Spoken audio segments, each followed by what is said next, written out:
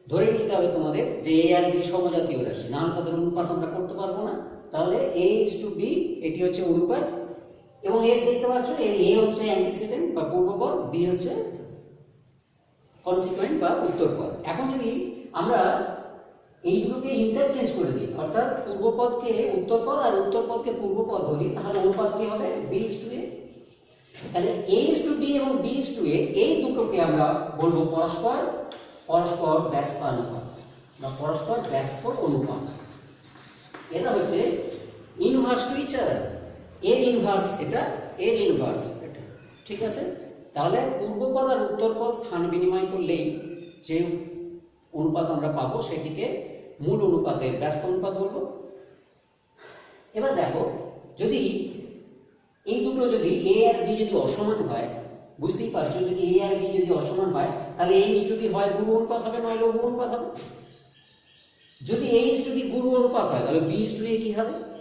খুব সিম্পল, এখানে এ হচ্ছে বি এর থেকে বড়, তাহলে এখানে এ তো এটা তো বি এর থেকে বড়, অর্থাৎ এখন উত্তরপদ বড় হয়ে গেছে, অর্থাৎ লঘু অনুপাত হয়ে গেছে। তার মানে গুরু অনুপাতের ব্যস্ত অনুপাত হচ্ছে লঘু অনুপাত। উল্টো দিকে লঘু অনুপাত যদি হতো তাহলে তার ব্যস্ত অনুপাত গুরু অনুপাত, ঠিক আছে? অর্থাৎ গুরু অনুপাতের মানে ব্যস্তানুপাত হচ্ছে লঘু অনুপাত এবং লঘু অনুপাতের ব্যস্তানুপাত হচ্ছে গুরু অনুপাত, ঠিক আছে? এবারে তোমাদের একটা কোশ্চেন আমি দিচ্ছি, একটা কোয়েশ্চেন দিচ্ছি। আচ্ছা বলো তো, মনে করো এ ইজ টু বি এরকম একটি অনুপাত, এই কোয়েশ্চেন দেওয়া আছে তোমাদের কাছে, কোয়েশ্চেন আমি রাখছি। এ ইজ টু বি একটি অনুপাত। আচ্ছা এমন কি হতে পারে যে এ হয়তো ধনাত্মক, বি ঋণাত্মক, এটা হতে পারে কি? একটা উদাহরণ ভাবো তো, মনে করো যে এরকম উদাহরণ হতে পারে কিনা, যে এ ধনাত্মক কিন্তু বি ঋণাত্মক, অথবা বি ধনাত্মক এ ঋণাত্মক, এরকম। আচ্ছা তোমাদের সুবিধের জন্য আমি একটা বলছি উদাহরণ। দেখো, মনে করো দুজন বন্ধু বা দুজন ব্যবসায়ী, আমি ধরছি দুজন ব্যবসায়ী, একজন একই জিনিস দুজনে বিক্রি করছে।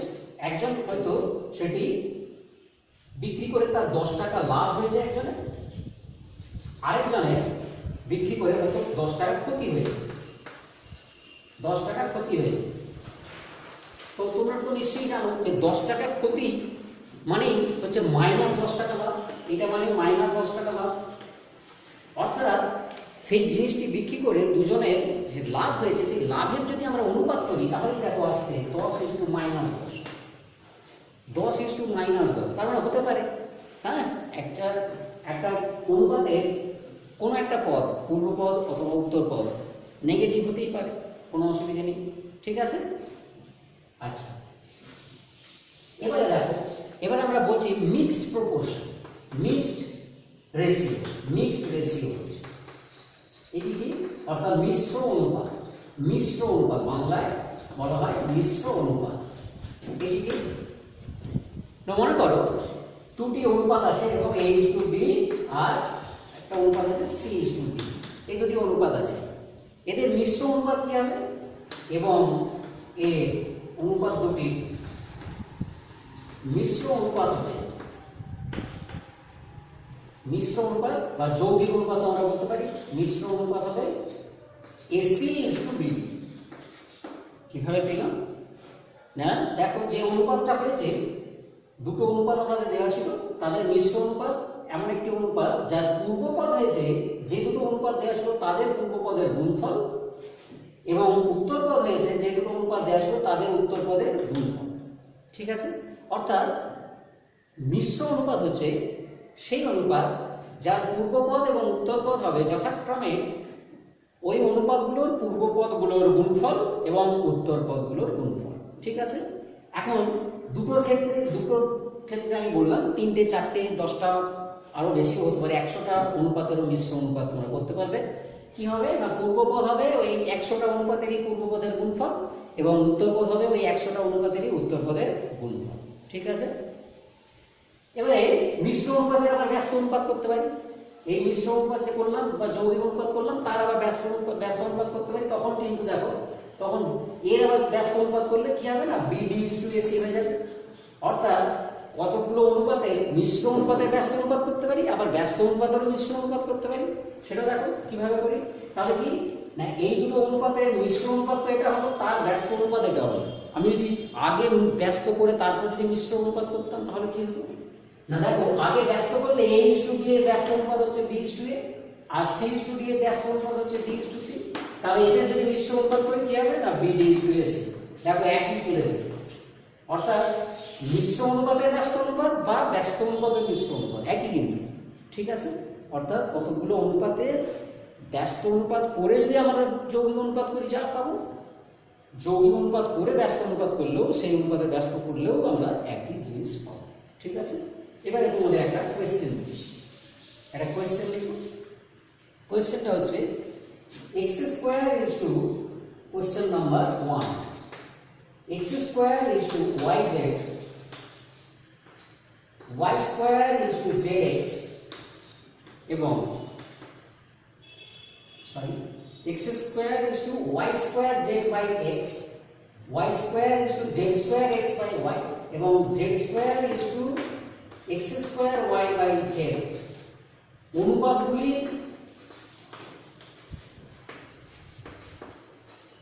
মিশ্র অনুপাতের ব্যস্ত অনুপাত কি হবে, মিশ্র অনুপাতের ব্যস্ত অনুপাত কি হবে, ব্যস্ত অনুপাত কি হবে। খুব সুন্দর। তাহলে কি হবে, x² y² z by x একটি অনুপাত, y² z² x by y একটা অনুপাত, আর z² x² y by z আরেকটি অনুপাত। তাহলে এক্ষেত্রে এদের মিশ্র অনুপাতের ব্যস্ত অনুপাত আমরা কিভাবে করব। দেখো যেটা বলেছিলাম আমরা যে মিশ্র অনুপাত করতে গেলে সলিউশন যদি করি কি না, মিশ্র অনুপাত হবে, মিশ্র অনুপাত কি হবে, x² y² z² is to y² z into z² x into x² y divided by xy। এগুলো উত্তর পদগুলো গুণ করলে আমরা এটি পাচ্ছি, আর পূর্ব পদগুলো গুণ করলে এটি পাচ্ছি। এখন এইটাকে একটু সিম্পলিফাই করা যাবে। তোমাদের আগে একটা জিনিস বলা হয়নি, মনে করো এই মানে একটি অনুপাত এরকম আছে যে 12:18, 12:18 একটি অনুপাত আছে। এই অনুপাতটিকে আমরা লঘিষ্ঠ আকারে প্রকাশ করতে পারি কি না, পূর্বপদ এবং উত্তরপদ দুটোরই কমন ফ্যাক্টর হচ্ছে 6, কমন ফ্যাক্টর হচ্ছে 6। তাহলে আমরা দুটো পদকেই পূর্বপদ এবং উত্তরপদকে 6 দিয়ে ভাগ করে দিতে পারি। অর্থাৎ দেখো 12:18 মানে 2:3, ঠিক আছে। আরো একটা জিনিস তোমাদের বলা হয়নি যে আমরা কি এরকম জিনিস বলতে পারবো যে 2 0 কত গুণ, এরকম বলতে পারবো। অর্থাৎ 2:0 অনুপাত কি সম্ভব, 2:0 কি অনুপাত সম্ভব, 2 0 কত গুণ, এরকম কিন্তু আমরা বলতে পারবো না। অর্থাৎ যে কোনো অনুপাত করতে গেলে তার যে উত্তর পদটা সেটা অবশ্যই 0 হওয়া চলবে না। অর্থাৎ a:b অনুপাতটা তখনই সংজ্ঞাত হবে যদি b not equal to 0 হয়, b যদি not equal to 0 তবেই কিন্তু এই অনুপাতটি সংজ্ঞাত হবে। অর্থাৎ আমরা কিন্তু এটা বলতে পারবো না যে a 0 কত গুণ, অর্থাৎ a:0 অনুপাত হবে না, বা a:0 কত ভাগ, সেটা আমরা বলতে পারবো না। কিন্তু এটা বলতে পারবো 0 2 এর কত গুণ, এটা কিন্তু আমরা বলতে পারবো 0 2 এর কত গুণ না 0:2। অর্থাৎ 0 2 এর হচ্ছে 0/2 গুণ, 0 2 এর 0/2 গুণ। কেননা 2 কে 0/2 দিয়ে গুণ করলে তুমি 0ই পাবে, 2 কে যদি 0/2 দিয়ে গুণ করো তাহলে 0ই পাবে, ঠিক আছে। পূর্বপদ 0 হতে পারে কিন্তু উত্তরপদ কখনোই 0 হবে না, এটি কিন্তু তোমরা মনে রাখতে হবে, ঠিক আছে। তো তাহলে যেটা বলছিলাম আমরা, যেটা করছিলাম সেটা আমরা করি। তাহলে দেখো এটি আমরা করতে পারবো এরকম যে আমরা x² y² z² দিয়েও ভাগ করে দিতে পারি, বা এটাকে আমি আগে x y z দিয়ে গুণ করছি। তাহলে দেখো x³ y³ z³ হবে ইজ টু, এইটাও দেখো x³ y³ z³ হবে। এবার x³ y³ z³ দিয়ে ভাগ করে দিলে এটি হবে 1:1। তাহলে দেখো এই মিশ্র অনুপাতটা হয়ে গেল 1:1। এবারে ব্যস্ত অনুপাত করলে সেটিও 1:1 হবে। এই মিশ্র অনুপাতের ব্যস্ত অনুপাত কি হবে, ব্যস্ত অনুপাতটি হবে 1:1, কেননা এর পূর্বপদ এবং উত্তরপদকে যদি আমরা ইন্টারচেঞ্জ করিও সমানুপাতি থেকে যাবে, এটি সমানুপাত হয়েছে অর্থাৎ এর ব্যস্ত অনুপাতও সমানুপাত এসেছে। ঠিক আছে, এটিও আগে আমি বলতে ভুলে গেছি। গুরু অনুপাতের ব্যস্ত অনুপাত যেমন লঘু অনুপাত হয়, লঘু অনুপাতের ব্যস্ত অনুপাত যেমন গুরু অনুপাত হয়, তেমনি সমানুপাতের ব্যস্ত অনুপাত সমানুপাতই হবে। ঠিক আছে, এবার আমরা সমানুপাত অংশে যাচ্ছি। এতক্ষণ তোমাদের অনুপাত নিয়ে বলা হলো, এবারে আমি সমানুপাত এইটা নিয়ে যাচ্ছি। দুটো অনুপাত আমি লিখছি, মনে করো একটি হচ্ছে 2:3, আরেকটি হচ্ছে 5:7.5। এই দুটো অনুপাত একটু লক্ষ্য করো, এই দুটো যে অনুপাত আমরা লিখেছি, এই অনুপাত দুটোর মধ্যে কোনো সম্পর্ক পাচ্ছ কিনা। এখন দেখো, এইদিকে যদি আমরা এই অনুপাতের পূর্বপদ এবং উত্তরপদকে যদি আমরা 2/5 দিয়ে গুণ করি, তাহলে কি হবে? এইটি হবে, অর্থাৎ এটা সমান আমরা এটা লিখতে পারি। একটা অনুপাতের পূর্বপদ আর উত্তরপদকে আমরা একই সংখ্যা দিয়ে গুণ বা ভাগ করতে পারি, অবশ্য 0 দিয়ে ভাগ করতে পারি না, 0 ছাড়া কোনো সংখ্যা দিয়ে গুণ বা ভাগ করতে পারি। সেক্ষেত্রে কিন্তু অনুপাতের মানের কোনো পরিবর্তন হয় না। যেমন আমরা দেখো এখানে 2:3 আছে, 2কেও 5/2 দিয়ে গুণ করেছি, 3কেও আমরা 5/2 দিয়ে গুণ করেছি। কত হলো এটি? এটি দেখো হয়ে গেছে 5, আর এটা হচ্ছে 15/2 মানে 7.5। তাহলে দেখো এই অনুপাত আর এই অনুপাতের মধ্যে কোনো পার্থক্য নেই। 2:3 এবং 5:7.5 এই দুটির মধ্যে কোনো পার্থক্য নেই। ঠিক আছে, তাহলে তো আমরা লিখতেই পারি যে 2:3 এবং 5:7.5 এই দুটি অনুপাত সমান, অর্থাৎ এরা একটা সমানুপাত গঠন করে। সেটিকে আমরা লিখব কিভাবে? এরকম একটি চিহ্ন দিয়ে লিখব 2:3 as 2, এটা পড়া হবে এরকম 2:3 as 2 5:7.5, অর্থাৎ 2:3 এবং 5:7.5 এই দুটি অনুপাত সমান এবং এরা একটা সমানুপাত গঠন করেছে। সমানুপাতের চিহ্নটা হচ্ছে এইটা, এটিকে as 2 বলা হয়। ঠিক আছে, এবং এখানে একটি জিনিস লক্ষ্য করো, তাহলে আমরা এটাকে সমান দিয়েও লিখতে পারি, এই as 2 চিহ্ন না দিয়ে সমান দিয়েও আমরা লিখতে পারি। তাহলে সেটা যদি লিখি তাহলে কি হবে না, 2:3 সমান 5:7.5।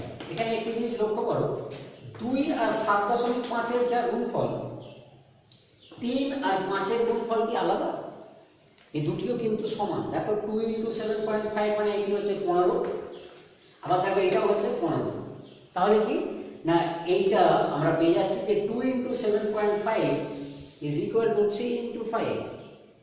তাহলে এখানে তুমি একটা জিনিস পাচ্ছ যে এটার সঙ্গে এটার গুণফল আর এটার সঙ্গে এটার গুণফল, এই গুণফলটা আর এই গুণফলটা সমান। এখানে একটা জিনিস মনে রাখতে হবে, এই যে একটি সমানুপাত আমরা পেয়েছি, এই সংখ্যাটি হচ্ছে 2 আর এই সংখ্যাটি হচ্ছে 7.5, এই দুটি সংখ্যাকে বলা হবে প্রান্তীয় পদ। সমানুপাতের প্রান্তীয় পদ বা এক্সট্রিমস। ঠিক একইভাবে 3 আর 5 এই দুটো হচ্ছে সমানুপাতের মধ্যপদ বা মিনস। তাহলে একটা সমানুপাতে প্রান্তীয় পদ হচ্ছে এই দুটি আর মধ্যপদ হচ্ছে এই দুটি। এই দুটিকে বলে মধ্যপদ, এই দুটিকে বলে প্রান্তীয় পদ। তাহলে আমরা কি দেখলাম না, এই প্রান্তীয় পদ দুটোর গুণফল হয়েছিল 15 আর মধ্যপদ দুটোর গুণফল হয়েছে 15। তাহলে সমানুপাতের একটা ধর্ম আমরা পেয়ে যাচ্ছি যে প্রান্তীয় পদ দুটোর গুণফল এবং মধ্যপদ দুটোর গুণফল সমান। ঠিক আছে, তাহলে একটা সমানুপাত আমি যদি এবারে সমানুপাতটা নিয়ে এভাবে লিখি যে a:b আর c:d এরা সমানুপাত গঠন করেছে। a:b আর c:d এই দুটো সমানুপাত গঠন করেছে, অর্থাৎ এই অনুপাতটা যা এই অনুপাতটাও তাই। তাহলে এখান থেকে আমরা লিখতে পারি কি না, AD সমান BC। A আর D প্রান্তীয় পদ, B আর C মধ্যপদ, তাহলে AD সমান BC আমরা লিখতে পারি। এখন দেখো AD সমান BC তো আমরা লিখেছি, বা AD সমান আমরা BC লিখে দিতে পারলাম ওই এটা থেকে, ধর্মটা থেকে, যে প্রান্তীয় পদ দুটোর গুণফল এবং মধ্যপদ দুটোর গুণফল সমান হয়। এখন উভয় পক্ষকে যদি আমরা CD দিয়ে ভাগ করি তাহলে কি পাবো, AD/CD সমান BC/CD পাবো। এখানে দেখো বি ক্যান্সেল হলো, এখানে সি ক্যান্সেল হলো, তাহলে আমরা কি পেলাম না এ বাই সি সমান বি বাই ডি, অর্থাৎ এ ইজ টু সি সমানুপাত বি ইজ টু ডি আমরা বলতে পারি। তাহলে দেখো এইটা থেকে আরো একটি সমানুপাত আমরা গঠন করতে পারলাম। এ বি সি ডি এরা যদি সমানুপাত গঠন করে তাহলে এ সি বি ডি এরাও কিন্তু সমানুপাত গঠন করছে। আবার দেখো আরো একটা আমরা রেজাল্ট পাবো, সেটি হচ্ছে যেমন আমরা করলাম যে a is to c সমান b is to d, যদিও এটা থেকে সরাসরি আমরা এটা লিখতে পারি এভাবে, তোমাকে করে দেখাতে হবে না। সমানুপাতের আরো যে ধর্ম আছে সেগুলো পরের চ্যাপ্টারটাতে আছে, পরের যে অনুশীলনটা সেখানটাতে আছে, সেখানটাতে আবার বলা হবে। বলে রাখি এটি কিন্তু একটা নিয়ম, এটিকে একান্তর নিয়ম বলে আমরা পরে বলব। যাই হোক সেভাবে এভাবে কিন্তু আমরা করতে পারলাম। দেখো আরো কোনো সমানুপাত গঠন করতে পারি কিনা। আচ্ছা, তো আমরা তো এটা জানি যে a বাই b সমান c বাই d, এটা তো আমরা জানি। এখন যদি 1 বাই a বাই b করি আর 1 বাই c বাই d করি, তারা কি সমান হবে কি হবে না? কি মনে হয়, হবে কি হবে না? অবশ্যই হবে, কেননা x যদি y এর সঙ্গে সমান হয় তাহলে অবশ্যই 1 বাই x 1 বাই y এর সঙ্গে সমান হবে। অবশ্যই এটা তোমাদের মনে রাখতে হবে, তারা যদি 0 না হয়, নাহলে তো আমরা 1 বাই করতে পারবো না, 1 বাই 0 কোনো অর্থ নেই। তার মানে অনুপাতগুলো 0 নয়, সেক্ষেত্রে a is to b আর c is to d সমান হলে আমরা 1 বাই a বাই b সমান 1 বাই c বাই d বলতে পারি। তাহলে দেখো এখানে এসে যাচ্ছে b বাই a সমান d বাই c, অর্থাৎ দেখো আমরা পেয়ে গেলাম b is to a সমান d is to c। অর্থাৎ এই যে সমানুপাতটা ছিল a is to b সমান c is to d, সেখান থেকে আরো একটা সমানুপাত আমরা পেলাম b is to a সমান d is to c। ঠিক আছে, আবার দেখো আরো একটা সমানুপাত আমরা পেতে পারি। দেখো এখান থেকে আমরা জানি AD সমান BC হয়। এখন আমরা যদি এটিকে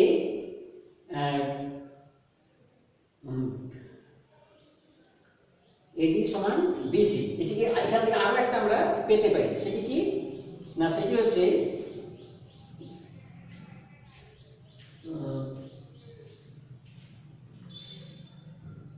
এই দুটোকে চেঞ্জ করব।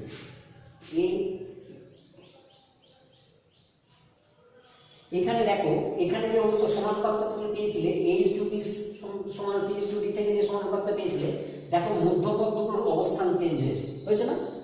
b c যেখানে যেখানে ছিল এখানে c b ঠিক উল্টো দিকে হয়ে গেছে, হ্যাঁ উল্টো জায়গায় হয়ে গেছে।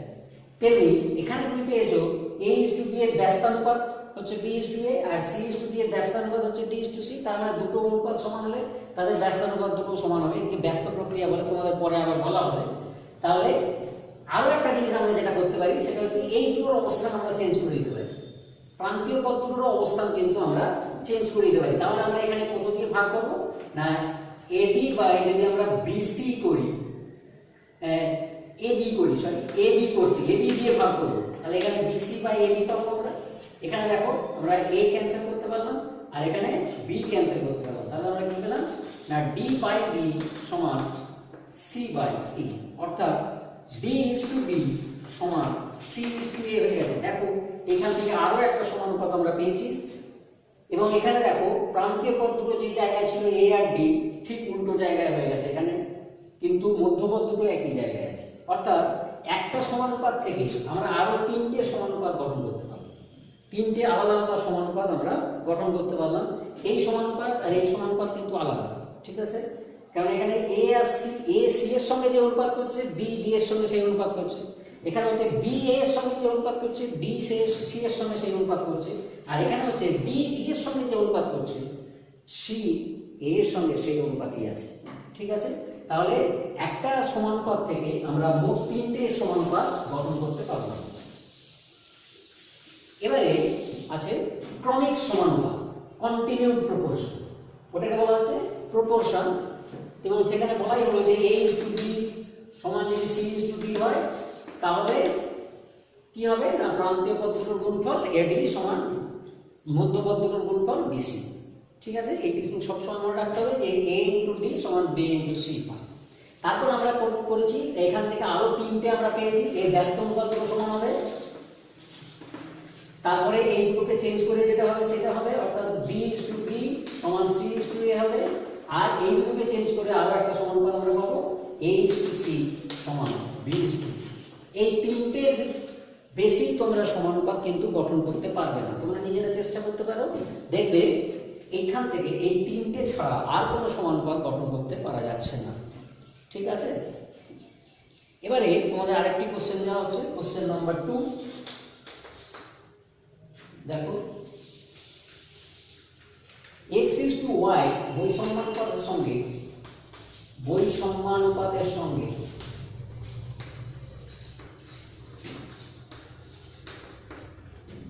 কত বৈষম্যানুপাতের উভয় পদের সঙ্গে কত যোগ করলে অনুপাতটি n/n হবে, n/n হবে। এটি হচ্ছে অনুপাত। তাহলে এটাকে সমাধান করতে হবে। আমরা করছি, দেখো কিভাবে করছি। ধরে নাও যে উভয় পদের সঙ্গে আমরা a যোগ করব। তোমরা কিন্তু ধরে নেবে না যে উভয় পক্ষের সঙ্গে x যোগ করব, কারণ দেখো এখানে এই অনুপাতের মধ্যে x আছে, x সংখ্যাটা আছে, বা m যোগ করবো বা n যোগ করবো এরকম ধরতে পারবে না, কারণ এখানে আমার অনুপাতটা হবে n/n এরকম বলা আছে। এখানে যেগুলো নেই সেরকম ধরতে পারো, তুমি a যোগ করতে পারো, b যোগ করতে পারো, c যোগ করতে পারো, d যোগ করতে পারো, ইত্যাদি করতে পারো। তাহলে আমরা ধরে নিলাম যে উভয় পদের সঙ্গে আমরা a যোগ করবো, তাহলে অনুপাতটা এটা হবে। তাহলে কি হবে, অনুপাতটা উভয় পদের সঙ্গে যদি আমরা a যোগ করে দিই তাহলে অনুপাতটা এটা হবে x + a * y + a। Eighty m/n এর সঙ্গে সমান হবে। তাহলে সমানুপাতের যে ধর্ম আমরা বলেছি সেখান থেকে আমরা পাচ্ছি কি এই প্রান্তীয় পদ দুটোর গুণফল এবং মধ্যপদ দুটোর গুণফল সমান হবে। দেখো সেখান থেকে আমরা খুব সহজেই পেয়ে যাচ্ছি, আমাদের বের করতে হবে a। তাহলে a * m - n সমান nx - my পাচ্ছি। তার মানে পেয়ে যাচ্ছি a সমান nx - my divided by m - n। এখানে একটা মনে হতে পারে যে m আর n কি সমান হতে পারে, যে সমান হয়ে গেলে তো এটা 0 হয়ে যাবে, তাহলে তো এটার কোনো অর্থ নেই, এমন কি হতে পারে? তো দেখো m আর n কি সমান হওয়া সম্ভব? এখানে বলেই দেওয়া হয়েছে এটি একটি বৈষম্যানুপাত, x/y হচ্ছে একটি বৈষম্যানুপাত। তাহলে উভয় পদের সঙ্গে তো আমরা একই সংখ্যা যোগ করছি, একই সংখ্যা যোগ করলে সেটি তো বৈষম্যানুপাতই থাকবে, তাই না? সেটি কি সাম্যানুপাত হতে পারে? কখনো এরকম উদাহরণ পাবে যে একটা বৈষম্যানুপাতের উভয় পদের সঙ্গে আমি 2 যোগ করলাম দিয়ে সেটা সাম্যানুপাত হয়ে গেল? সেরকম কি হবে? সেরকম কখনোই হবে না। তুমি এমনি একটা উদাহরণ নিয়ে দেখতে পারো, মনে করো 3:5 একটা বৈষম্যানুপাত, এর উভয় পদের সঙ্গে তুমি যদি 2 যোগ করো তাহলে কত হবে? 5:7। এখন কি এটা সমান হয়েছে, সাম্যানুপাত হয়েছে? হয়নি। তাহলে এটিও ভাবার কোনো কারণ নেই যে এটা m আর n সমান হয়ে যাবে, তাহলে এটা কোনো অর্থ থাকবে না, সেরকম ভাবার কোনো কারণ নেই। অর্থাৎ a এর মান হচ্ছে এইটি। অর্থাৎ এই বৈষম্যানুপাতের উভয় পদের সঙ্গে যদি আমরা এটা যোগ করি তাহলে অনুপাতটা হয়ে যাবে m/n। ঠিক আছে, এবারে আমরা করব কন্টিনিউড প্রপোর্শন। বা ক্রমিক সমানুপাত। কন্টিনিউড প্রপোর্শন,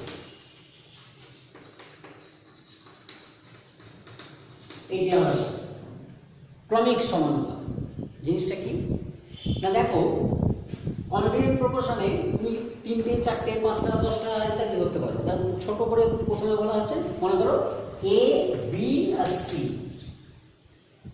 যদি এমন এই 3টে হচ্ছে সমজাতীয় রাশি, যদি এমন হয় যে a b এর সঙ্গে যে অনুপাত গঠন করলো b c এর সঙ্গে সেই একই অনুপাত গঠন করছে,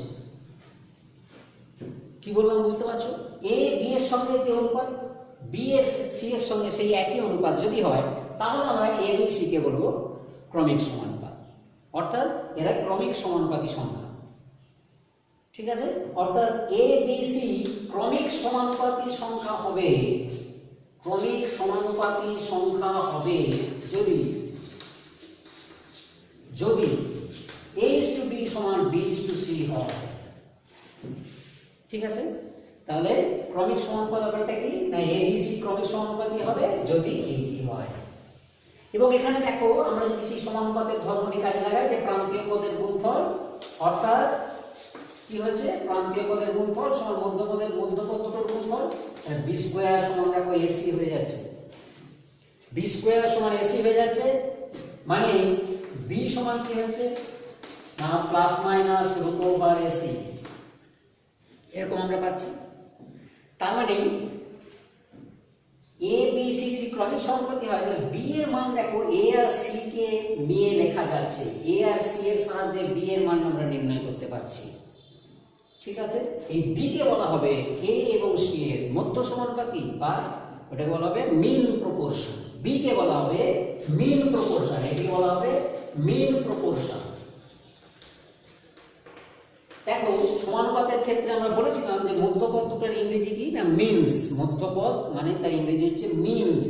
এবার এখানে তো মধ্যপদ দুটো একই, সেই জন্য দেখো এইখানে বি কে বলা হচ্ছে কি না মিন প্রপোর্শন বা মধ্য সমানুপাতি, মধ্য সমানুপাতি। এবং এখানে একটি নিয়ম আছে, কি নিয়মটা না এই বি কে আমরা প্লাস রুট ওভার এসি ধরবো না মাইনাস রুট ওভার এসি ধরবো, কি নিয়ম? তার নিয়ম হচ্ছে বি সমান বি সমান প্লাস রুট ওভার এসি হবে যদি এ ও সি উভয়ে ধনাত্মক হয়। উভয়ে যদি ধনাত্মক হয় তাহলে বি হবে plus root over AC, B কে তখন ধনাত্মক ধরতে হবে। আর বি সমান মাইনাস রুট ওভার এসি হবে যদি এ ও সি উভয়ে ঋণাত্মক হয়, উভয়ে ঋণাত্মক হয়। তাহলে এ আর সি দুটো যদি ঋণাত্মক হয়, এ এবং সি দুটো যদি ঋণাত্মক হয়, এই প্রান্ত পদ দুটো যদি দুটো ঋণাত্মক হয় তাহলে মধ্যপদ ঋণাত্মকই হবে, অর্থাৎ ওই মিন প্রপোর্শনটা ঋণাত্মকই ধরতে হবে, এটি নিয়ম। এখন যদি এ সি এর মধ্যে একটা ধনাত্মক একটা ঋণাত্মক তাহলে কি হবে? তাহলে হচ্ছে কি, তাহলে তুমি বি কি পাবে? বি সমান তো আমরা ধরেছি plus minus root over ac, এটি ধরেছি। এখন দেখো এ যদি ধনাত্মক আর সি যদি ঋণাত্মক হয় তাহলে কি হবে না এসি হয়ে যাবে ঋণাত্মক, অথবা এ ঋণাত্মক আর সি যদি ধনাত্মক হয় তাহলেও হয়ে যাবে এসি ঋণাত্মক। এখন তোমরা কি কোনো ঋণাত্মক সংখ্যার বর্গমূল করেছো এর আগে? করনি, তা তোমাদের সেটা নেই সিলেবাস, তোমাদের জানো না যে ঋণাত্মক সংখ্যার বর্গমূল কি হয় বা ঋণাত্মক সংখ্যার কোনো মূল, বর্গমূল কেন ঘনমূল চতুর্থ মূল ইত্যাদি কোনো মূলই তোমরা নির্ণয় করো। ঋণাত্মক সংখ্যা শুধু বর্গ করেছো, কোনো মূল নির্ণয় করেছো কি বর্গমূল ঘনমূল ইত্যাদি করনি। তাহলে এইটিকে তোমাদের অনির্ণয় ধরতে হবে। ঠিক আছে, যদিও ঋণাত্মক সংখ্যার বর্গমূল নিয়ে পরে তোমাদের পড়তে হবে, ক্লাস 11-এ পড়তে হবে, সেখানে তোমরা শিখবে ওটা। এখন তোমাদের ওটা নিয়ে মাথা ব্যথা করে লাভ নেই। তো আমাদের যেটা ধরবো কি না দুটো ধনাত্মক সংখ্যার মিন প্রপোর্শন পাবো আর দুটো ঋণাত্মক সংখ্যার মিন প্রপোর্শন পাবো। দুটো ধনাত্মক সংখ্যার মিন প্রপোর্শন ধনাত্মক হবে, কি হবে না তাদের গুণফলের ধনাত্মক বর্গমূল। আর দুটো ঋণাত্মক সংখ্যার মিন প্রপোর্শন কি হবে না তাদের গুণফলের ঋণাত্মক বর্গমূল। এই যে মাইনাস রুট ওভার এটা অর্থাৎ ঋণাত্মক বর্গমূল, গুণফলের ঋণাত্মক বর্গমূল, এটি তোমাদের সিলেবাসে আছে। তাহলে আমি যদি একটা ছোট্ট উদাহরণ দিই, মনে করো এরকম আছে যে -3 এবং -27 এর মধ্য সমানুপাতি কত? মধ্য সমানুপাতি কত? তো তোমরা তো লিখে দেবে যে রুট ওভার -10 ইন্টু -27। এবার এখানে কি চিহ্নটা ধরবে না, চিহ্নটা তোমাদের ধরতে বলেছি যেহেতু দুটোই ঋণাত্মক, তাহলে এখানে তাদের গুণফলের ঋণাত্মক বর্গমূল ধরতে হবে, অর্থাৎ মধ্য সমানুপাতি হবে 80। তাহলে কত হলো না -9।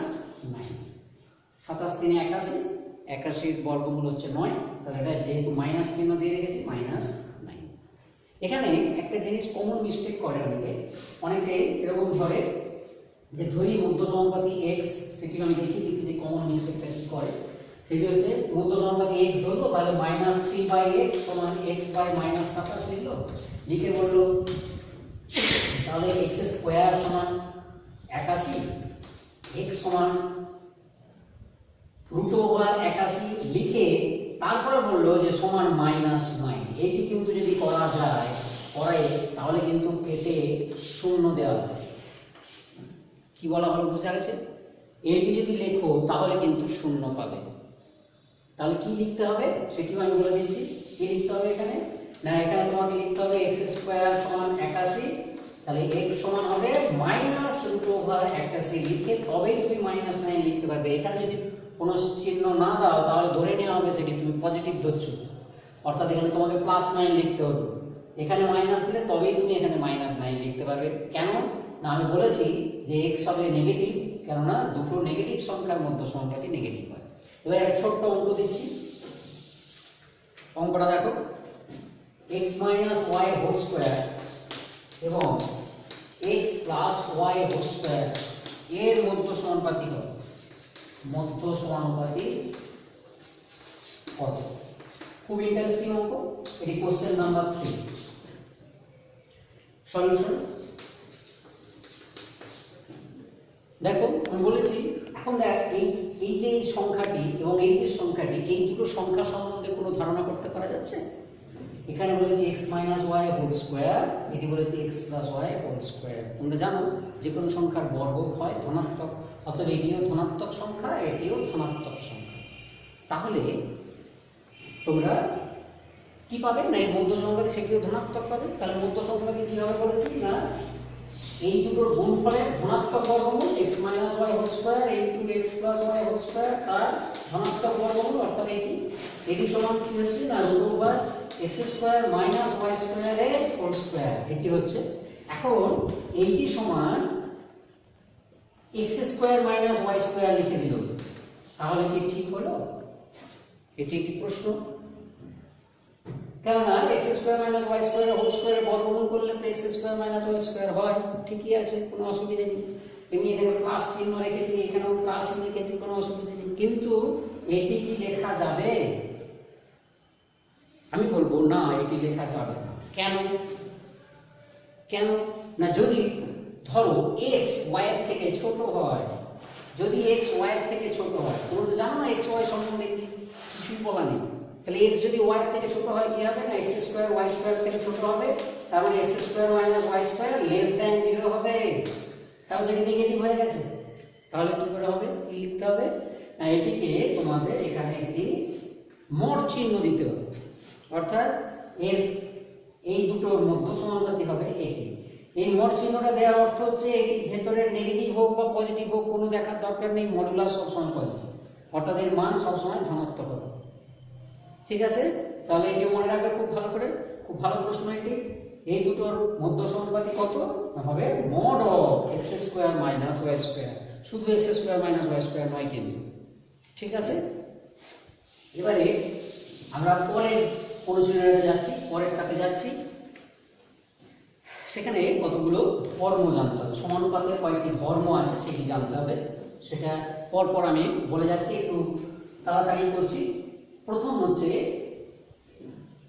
কতগুলো ধর্ম আছে। 1 নম্বর ধর্ম, যেমন যদি a বাই b বা h টু b লিখি, h টু b সমান c টু d হয়, তবে h টু c সমান b টু d হবে। এটি কিন্তু দেখো আমরা আগে কিন্তু পড়িয়ে দিয়েছি, বলেছিলাম যে এই b আর c এর মধ্যপদগুলো দেখো এখানে স্থান পরিবর্তন করেছে, আমরা তো এটা আগে দেখিয়েছি প্রমাণ করে। এই প্রক্রিয়াটির নাম হচ্ছে একান্তর প্রক্রিয়া, একান্তর প্রক্রিয়া বা অল্টারনেন্ডো, অল্টারনেন্ডো, এটিকে বলে অল্টারনেন্ডো প্রক্রিয়া। 2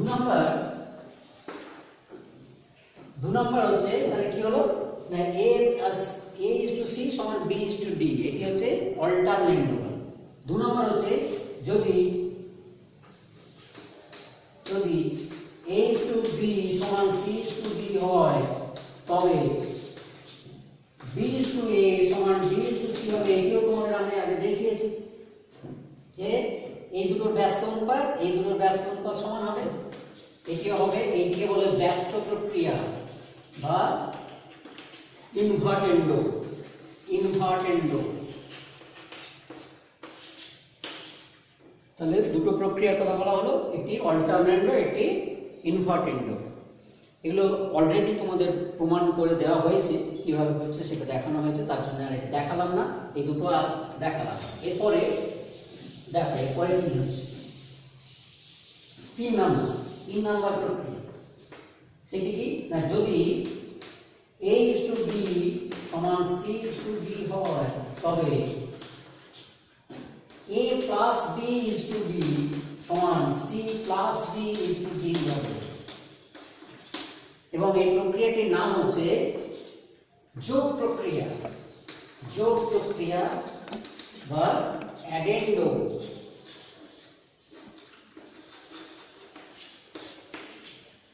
এর প্রমাণ করা যায়, খুব সহজেই আমরা প্রমাণ করতে পারি। দেখো প্রমাণ, a বাই b সমান c বাই d তোমাদের দেওয়া আছে। এখন যদি আমি দুপক্ষে 1 যোগ করি তাহলে কি পাবো? a plus b, a by b plus 1 সমান c বাই d প্লাস 1। তাহলে দেখো a plus b by b সমান c plus d by d হচ্ছে, অর্থাৎ আমরা পেয়ে যাচ্ছি কি না a plus b is to b সমান c plus d is to b। ওইটাই দেখো লেখা আছে।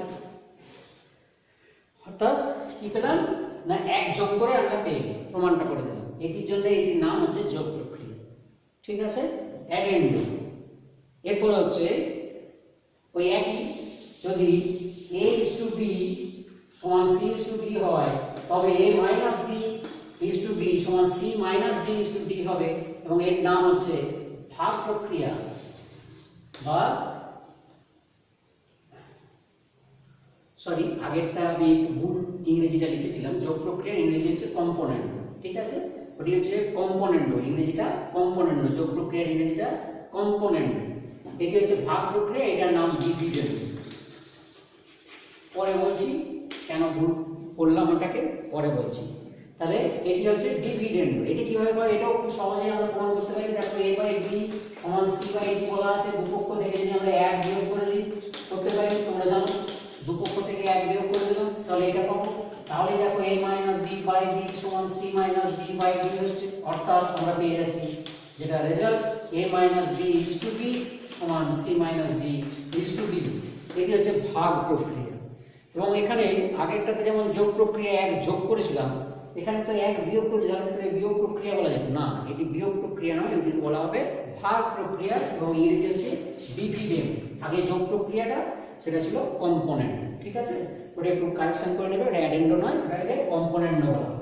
এবারে এই দুটোকে একসঙ্গে আমরা করতে পারি কি না যোগ ভাগ প্রক্রিয়া। এই দুটোকে আমরা একসঙ্গে করে দেবো, এটি হচ্ছে যোগ ভাগ প্রক্রিয়া। তাহলে 5 নম্বরে হবে কি, এই যদি a/b সমান c/d হয় তবে আমরা এটা বলতে পারবো যে a plus b is to a minus b সমান c plus d is to c minus d বলতে পারবো। এটিকে বলা হয় যোগভাগ প্রক্রিয়া। যোগভাগ প্রক্রিয়া বা কম্পোনেন্ডো ডিভিডেন্ডো। কম্পোনেন্ডো ডিভিডেন্ডো। ডিভিডেন্ডো প্রমাণটা করি। প্রমাণ খুব সহজ প্রমাণ, যদিও দেখো প্রথমটা হচ্ছে a বাই b সমান c বাই d আছে, তাহলে যোগ প্রক্রিয়ায় আমরা কি পাবো বা a plus b by d সমান c plus d by d পেলাম। এটি হচ্ছে 1 নম্বর, বলবো এটি যোগ প্রক্রিয়ায় পেলাম। যোগ প্রক্রিয়ায় আমরা এটা পেয়েছি। আবার a বাই b সমান c বাই d, সেখান থেকে আমরা পাবো a minus b by b সমান c minus d by d। এটি হচ্ছে ভাগ প্রক্রিয়া। এই 2 নম্বর সম্পর্ক দাও, এটি হচ্ছে ভাগ প্রক্রিয়া। এবারে এই দুটো থেকে আমরা কি পাচ্ছি? আমি যদি এরকম করি a plus b by b divide by a minus b by b সমান দেখো c plus d by d divided by c minus d by d। অর্থাৎ 1 নম্বর সম্পর্ককে 2 নম্বর সম্পর্ক দিয়ে ভাগ করে দিলাম, তাহলে আমরা এটা পাবো। এখানে b b ক্যান্সেল হবে, এখানে d d ক্যান্সেল হবে, তাহলে আমরা পাচ্ছি a plus b by a minus b সমান c plus d by c minus d। এখন সেটাই প্রমাণ করতে হলো যে ইজ টু আকারে লিখলে এটাই হবে a plus b is to a minus b সমান c plus d is to c minus d। এটিকে বলা হচ্ছে কম্পোনেন্ট ডিভিডেন্ড। খুব গুরুত্বপূর্ণ একটি প্রক্রিয়া। এটি বিভিন্ন সময় বিভিন্ন জায়গায় কাজে লাগে, তোমাদের খুবই কাজে লাগবে। এটা 11 12 খুব ভালো কাজে লাগে, সব সময় কাজে লাগবে। যোগ ভাগ প্রক্রিয়া ভালো করে মনে রাখবে, ঠিক আছে? তবে ভাগযোগ প্রক্রিয়া বলে কিছু হয় না। যোগ ভাগ প্রক্রিয়া মানে তুমি এটাকে ব্যস্ত করে দিলে a minus b by c minus d by c plus d পাবে, a minus b by a plus b সমান c minus d by c plus d পাবে। কিন্তু সেটিকে এরকম বলার কোনো কারণ নেই যে এটি ভাগযোগ প্রক্রিয়া। যোগ ভাগ প্রক্রিয়াটাই অরিজিনাল প্রক্রিয়া, এটিকে ব্যস্ত করে দিলেই আমরা ওইটা পাবো, যদিও যোগ ভাগ করার পরে আমরা ব্যস্ত, ঠিক আছে? ভাগযোগ প্রক্রিয়া বলে কিছু হয় না, ঠিক আছে? আচ্ছা, এবারে আমরা করব 6 নম্বর যেটা প্রক্রিয়া, সেটি হচ্ছে অ্যাডেন্ডাম। সেটা কি না, যদি a is to b সমান c is to d হয়, তবে প্রত্যেকটি অনুপাত এরকম হবে কি না, a plus c is to b plus d হবে। তাহলে কি বলা হলো, এই প্রক্রিয়াটির নাম হচ্ছে অ্যাডেন্ডো বা এটি সংযোজন। অ্যাডেন্ডো বা সংযোজন প্রক্রিয়া বলে। এটিও খুবই গুরুত্বপূর্ণ একটি ফর্মুলা, খুব কাজে লাগে, খুবই কাজের এটি কি না, a is to b আর c is to d সমান হয়, তাহলে প্রত্যেকটা অনুপাত হবে a plus c is to b plus d এর সমান। কিভাবে প্রমাণ করব? প্রমাণ আমরা করতে পারি খুব সহজে। কিরকম? তা দেখো, এখানে বলা আছে a বাই b সমান c বাই d, এটি বলা আছে, ঠিক আছে? এটি বলা আছে যে প্রত্যেকটা অনুপাত হচ্ছে এই a বাই b আর c বাই d, এই অনুপাত দুটো বলা আছে যে দেওয়া ছিল যে সমান, ঠিক আছে? এখান থেকে দেখা যাবে এই অনুপাতটা এর সঙ্গে সমান, এই অনুপাতটা এর সঙ্গে সমান, অর্থাৎ এই দুটো সমান a plus c by b plus d দেখাতে হবে। তো এটা প্রমাণ করার জন্য বিভিন্ন রকম প্রক্রিয়া আছে, আমরা বিভিন্ন রকম ভাবে প্রমাণ করতে পারি, কোনো অসুবিধা নেই। যদি আমরা এইভাবে করি যে a plus c by b plus d, এইটাকে যদি আমরা দেখি তাহলে কি হবে না, দেখো a বাই এখানে যদি আমরা মনে করো c দিয়ে ভাগ করি, দুটোকে এইটাকে উপরটাকে যদি আমরা c দিয়ে ভাগ করি, a plus c by c যদি করি, আর নিচেটাকে যদি আমি c দিয়ে ভাগ করি, b plus d by c হবে। তাহলে দেখো এটি হবে a by c plus 1 divided by b by c plus d by c এরকম একটা পাচ্ছি। এখন d বাই c মানে কত? d a is to b সমান c is to d এর সমান হয়, তাহলে d is to c b is to a সমান, মানে এটা কিন্তু actually b is to a, তাই তো? তার মানে এইটার জায়গায় আমরা লিখব a by c plus 1 by b by c plus b by a, এটা লিখতে পারি, ঠিক আছে? b by c plus b by a এটা লিখতে পারি।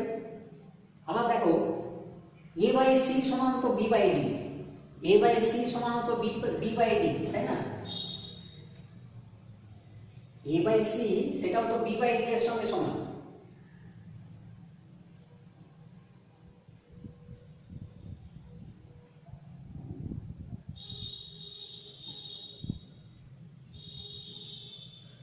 এত কিছু করার দরকার নাই, এখান থেকে তুমি a কমন নিয়ে নাও, এখান থেকে a কমন নিয়ে নাও, কমন নিলে পাচ্ছ 1 বাই c প্লাস 1, আর এখান থেকে তুমি b কমন নিয়ে নাও, b কমন নিয়ে নাও, তাহলে এত কিছু করার দরকার হতোই না।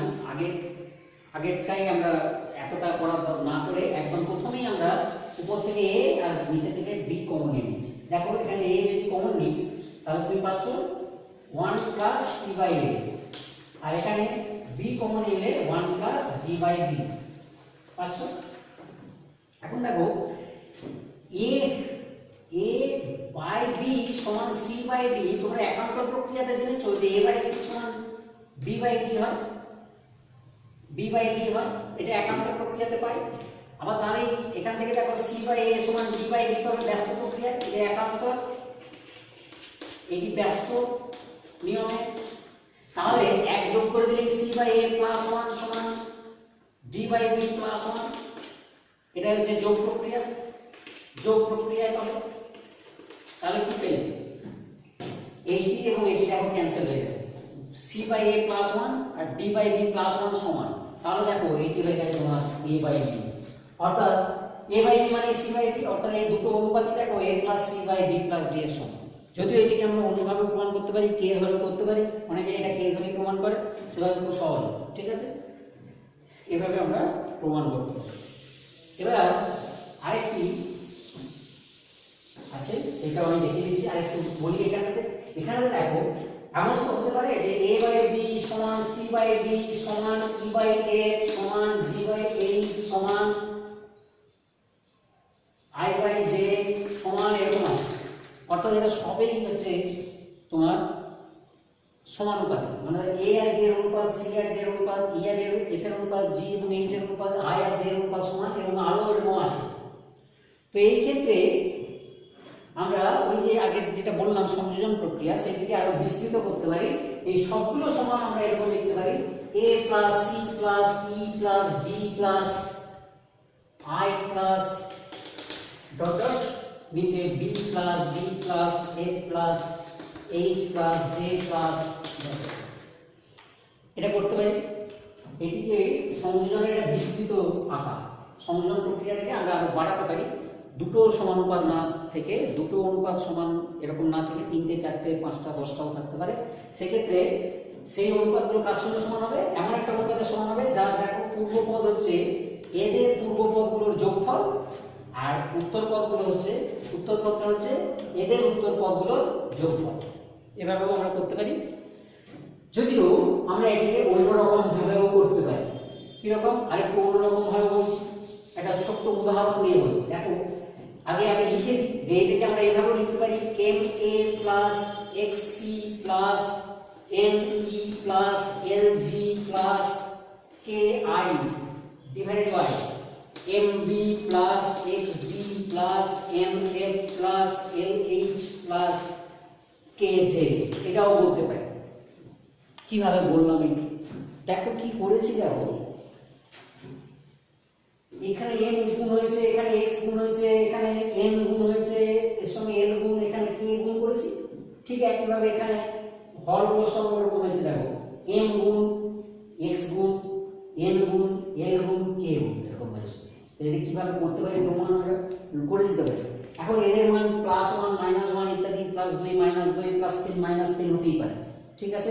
সেই জন্য সেটাকে আমি আর বিস্তৃতভাবে যাচ্ছি না, কম সময়, তার জন্য বিস্তৃতভাবে যাচ্ছি না। এটা শুধু একটা ছোট্ট উদাহরণ দিয়ে আমি লিখে দিচ্ছি। তাহলে ছোট উদাহরণে দুটো পদ তোমাকে নিতে হবে, সেই দুটো নিয়ে আমি লিখে দিচ্ছি যে h বাই d সমান c বাই d বলে আমরা লিখতে পারি এটা ma plus minus nc divided by mb plus minus md আমরা করতে পারি। একবারে প্লাস এবং মাইনাস দুটোই দেখিয়ে দেবো। কিভাবে প্রমাণ হচ্ছে দেখো না, দেখো a বাই b সমান c বাই d আছে, তাহলে আমরা বলতে পারি যে ma বাই mb সমান nc বাই nd বলতে পারি। আমরা যোগ প্রক্রিয়ায়, সংযোজন প্রক্রিয়ায় যেটা করেছি যে a বাই b সমান c বাই d হলে প্রত্যেকটা অনুপাত কি হবে না, এই দুটোর যোগফল বা এই দুটোর যোগফল এরকম হবে। তো তাহলে এটা সমান আমরা লিখে দিতে পারি যে ma plus nc by mb plus md।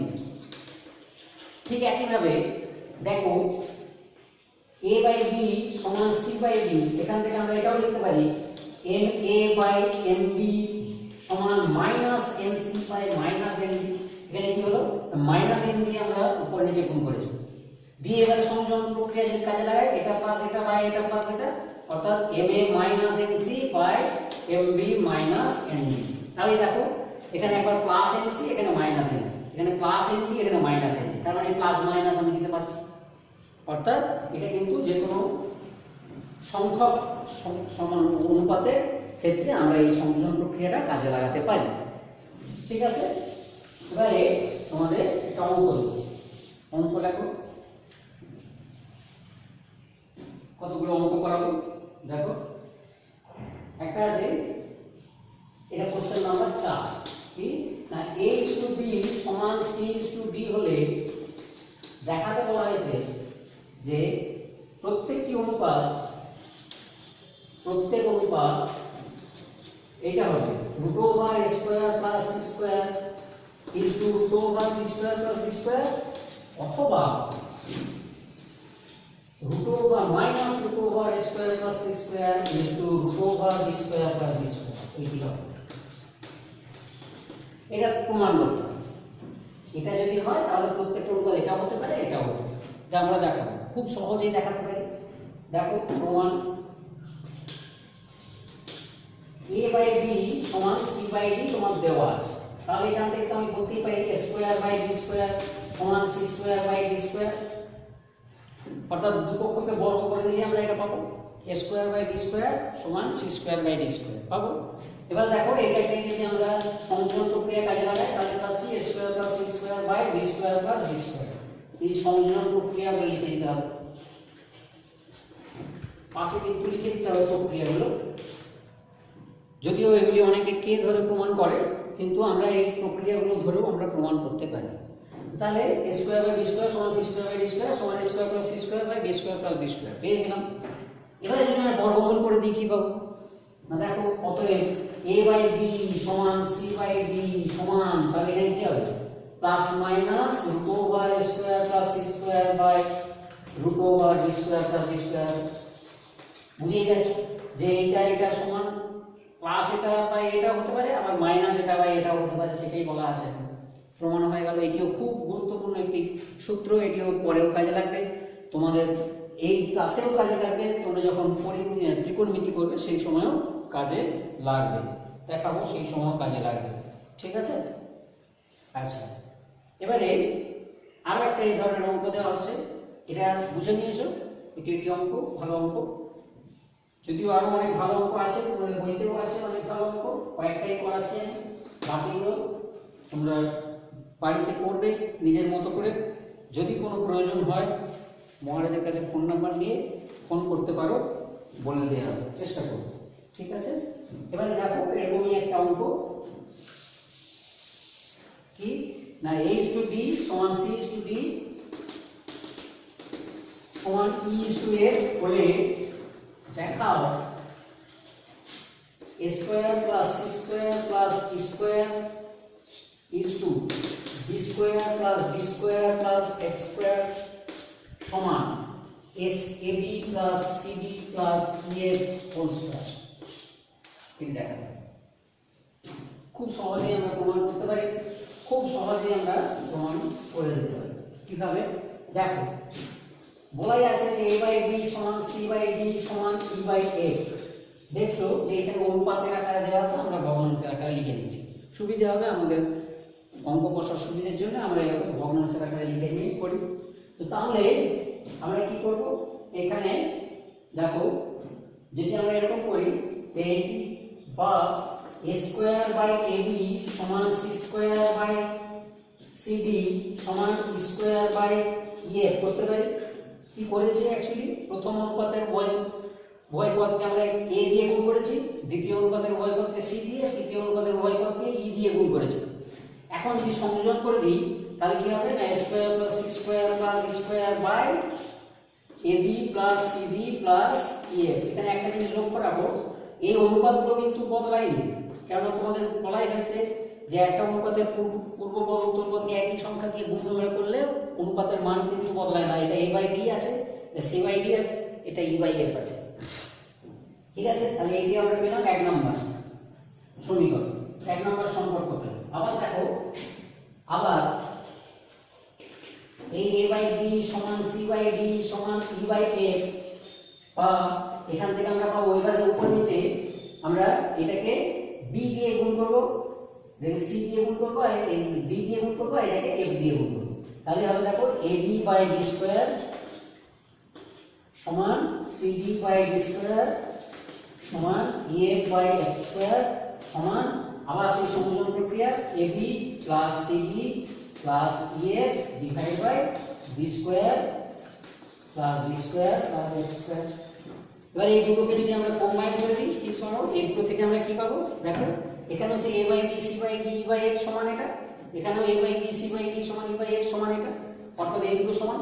তাহলে আমরা কি পাচ্ছি, কোডটা বুঝছি কি পাচ্ছি না, অতএব আমরা পেয়ে যাচ্ছি দেখো a square plus c square plus e square divided by ab plus cd plus ef সমান ab plus cd plus ef divided by b square plus d square plus f square.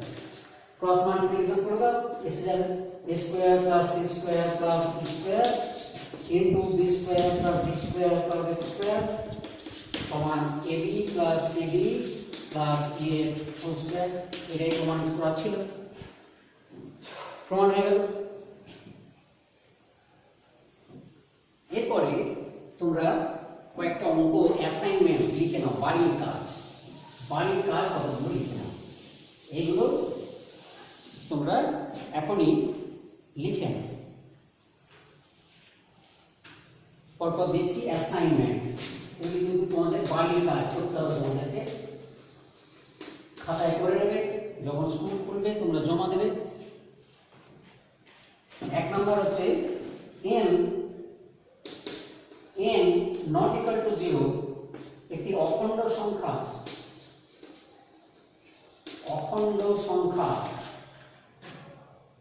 হলে nth root of মানে এইটা n-তম মূল square bc তার n-তম মূল nth root of এটা is to nth root twice nth root of 2nth অর্থাৎ n এর দ্বিগুণ 2nth root of a to the 4 b square c to the 8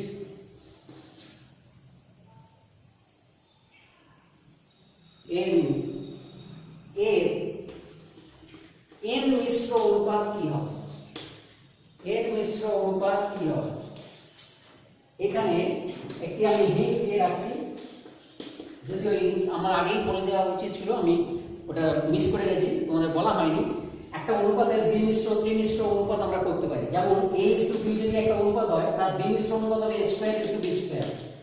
তার মানে কিন্তু এই নয় যে এই দুটো অনুপাত সমান, এই দুটো অনুপাত কিন্তু সমান নয়। এর দ্বিমিশ্র অনুপাত কি না, এর সঙ্গে আরেকটা আবার এইটা মিশ্র অনুপাত। দ্বিমিশ্র মানে যে অনুপাতটা নিচ্ছি তারই সেই অনুপাতটার সঙ্গে সেই অনুপাতটারই মিশ্র অনুপাত, অর্থাৎ দুবার নেওয়া হয়েছে, অনুপাতটাকে দুবার নিয়ে মিশ্র অনুপাত করেছে। ঠিক তেমনি যদি ত্রিমিশ্র করি, তার মানে তিনবার নিতে হবে h2b তিনবার নিয়ে মিশ্র অনুপাত করলে আমরা কি পাবো? a³ পাবো। এই পূর্বপদ গুণন গুণফল, উত্তরপদ গুণন গুণফল, এই আইডিয়াটা কাজে লাগিয়ে এই অঙ্কটা করতে পারবে। ঠিক আছে, এবার 2 নম্বর x y⁵ এবং x⁵y এর মধ্য সমানুপাত নির্ণয় করো। মধ্য সমানুপাত রাশি নির্ণয় করো।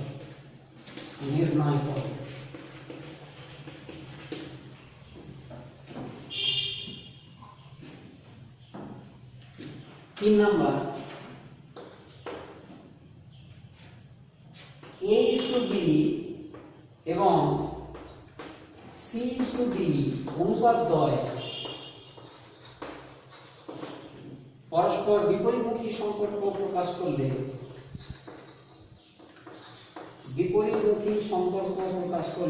যে তোমাদের বইতে আছে অঙ্কটি, বিপরীতমুখী সম্পর্ক প্রকাশ করলে,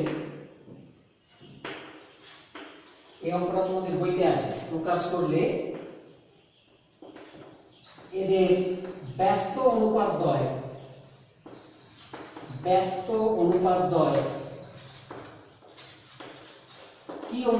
কিরূপ সম্পর্ক প্রকাশ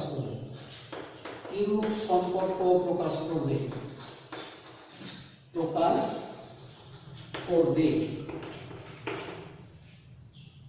আরেকবার পড়ে নাও ভালো করে। a:b এবং c:b অনুপাতদ্বয় পরস্পর বিপরীতমুখী সম্পর্ক প্রকাশ করলে এদের ব্যস্ত অনুপাতদ্বয় কিরূপ সম্পর্ক প্রকাশ করবে? এইটা একটু তোমাদের হিন্ট দিয়ে দিই, বইতে আছে তোমাদের, এটাও একটু হিন্ট দিয়ে দিচ্ছি। দেখো, আগে লিখে নাও অঙ্কটা, আমি একটু ওয়েট করছি। a:b এবং c:b অনুপাতদ্বয় পরস্পর বিপরীতমুখী সম্পর্ক প্রকাশ করলে এদের ব্যস্ত অনুপাতদ্বয় কিরূপ সম্পর্ক প্রকাশ করবে? লেখা হয়েছে, যদিও এটি বইতে আছে তোমাদের প্রশ্নটা, একটুখানি হিন্ট দিই ব্যাপারটা। দেখো, এই যে বলা হয়েছে যে a:b আর c:b অনুপাতদ্বয় পরস্পর বিপরীতমুখী সম্পর্ক প্রকাশ করছে, মানে কি না, a:b যদি c:d এর সঙ্গে সরল সম্পর্ক প্রকাশ করত, তাহলে a:b c:d অনুপাত দুটো সমান হতো। যেহেতু বিপরীতমুখী সম্পর্ক প্রকাশ করছে, তাহলে কি না, a:b d:c এর সঙ্গে সমানুপাত প্রকাশ করবে। অর্থাৎ C/D এর ব্যস্ত অনুপাতের সঙ্গে H/D সমানুপাত প্রকাশ করে, মানে সরল সম্পর্ক প্রকাশ করে। এইটাই হচ্ছে, এটা ধরে তুমি করতে পারবে অঙ্কটা, ঠিক আছে। এরপরে আরো দুটো অঙ্ক আছে, 5 নম্বর 4 নম্বর, a plus b plus c plus d is to a plus b minus c minus d সমান a minus b plus c minus d is to a minus b minus c plus d হলে দেখাও H/D সমান C/D এবং বিপরীত ক্রমে,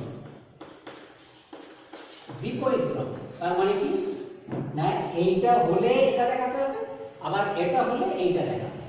এই দুটো, এখানে কিন্তু দুটো অঙ্ক আছে অ্যাকচুয়ালি, এটা হলে এটা দেখাতে হবে এবং এটা হলে এটা দেখাতে হবে, এবং বিপরীত ক্রমে মানে হচ্ছে সেটা, অ্যান্ড ভাইস ভার্সা, অর্থাৎ যদি এটা হয় তাহলে তোমাকে এটা দেখাতে হবে, আর ভাইস ভার্সা মানে উল্টোটা, মানে যদি এটা হয় তাহলে তোমাকে এটা দেখাতে হবে, ঠিক আছে।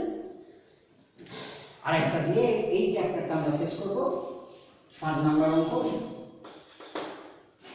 x 12 y এবং 27 ক্রমিক সমানুপাতি হলে, ক্রমিক সমানুপাতি হলে সংখ্যা হলে